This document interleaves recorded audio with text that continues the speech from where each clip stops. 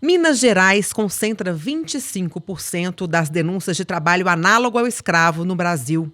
De acordo com a Secretaria Regional do Trabalho do Estado, a maioria dos casos acontece no setor rural, carvoarias, lavouras de cana, café e alho.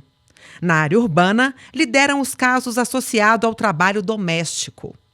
Em 2022, foram fiscalizadas 105 empresas e 943 trabalhadores resgatados em condições análogas à escravidão.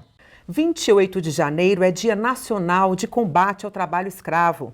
E para falar sobre este tema tão importante, convidamos a desembargadora do TRT-MG, Juliana Vignoli. Seja bem-vinda ao nosso estúdio, desembargadora. Muito obrigada, Ana. Agradeço muito o convite a tratar desse tema que me é muito caro. Vamos começar perguntando: qual é a diferença entre trabalho escravo e trabalho análogo ao escravo? Não falamos hoje em trabalho escravo porque formalmente ele foi abolido do Brasil em 1888, ou seja, vai fazer agora em 13 de maio 135 anos.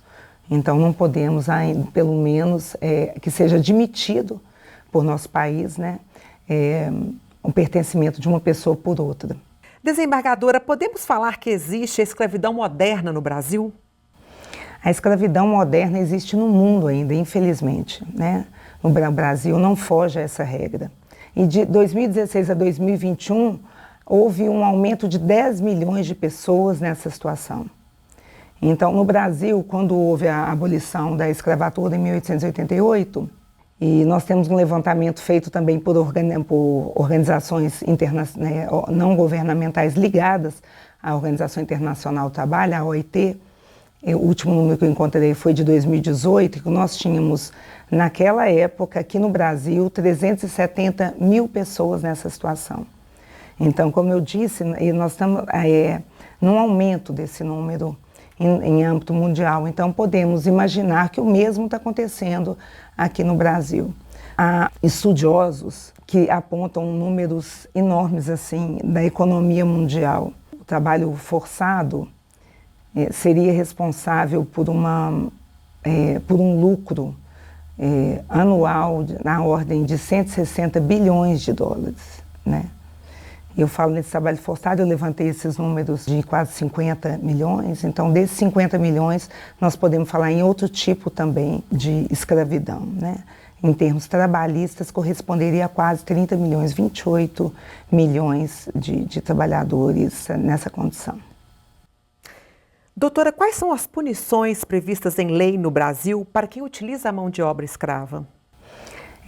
No Brasil nós temos, a previsão é relativamente recente, no Código Penal ela é de 2003, início do governo Lula, o artigo 149 do Código Penal prevê que reduzir alguém à condição análoga de escravo, quer submetendo a trabalhos forçados ou a jornada excessiva, quer sujeitando a condições degradantes de trabalho, quer restringindo por qualquer meio sua locomoção em razão de dívida contraída com o empregado ou preposto.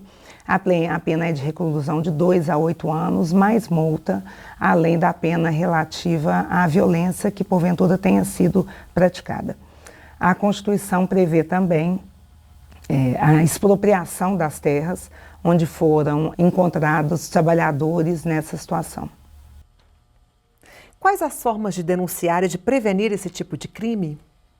Indicaria fazer denúncia tanto ao Ministério Público do Trabalho quanto ao Ministério do Trabalho.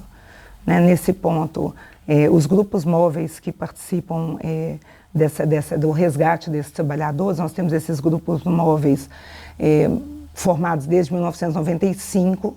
De lá para cá, no Brasil, foram resgatados quase 60 mil trabalhadores. Eu tenho que dizer que em 1995 esse grupo móvel foi formado no governo, inclusive, Fernando Henrique. Naquela oportunidade, ele falou algo que ainda me toca, que é: nós precisamos fazer valer a Lei Áurea.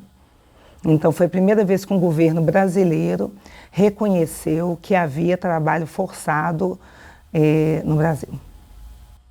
Neste mês de janeiro, o Tribunal Superior do Trabalho institui um grupo de trabalho destinado a criar um programa de enfrentamento ao trabalho escravo, tráfico de pessoas e proteção do trabalho de imigrantes. Qual a importância dessa iniciativa, doutora? Eu considero que a importância primeira seria o reconhecimento do trabalho na condição análoga de escravo. É a primeira.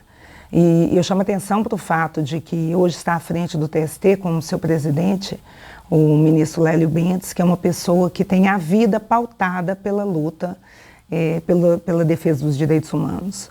Então, não por acaso, essa norma veio logo depois que ele assumiu, né?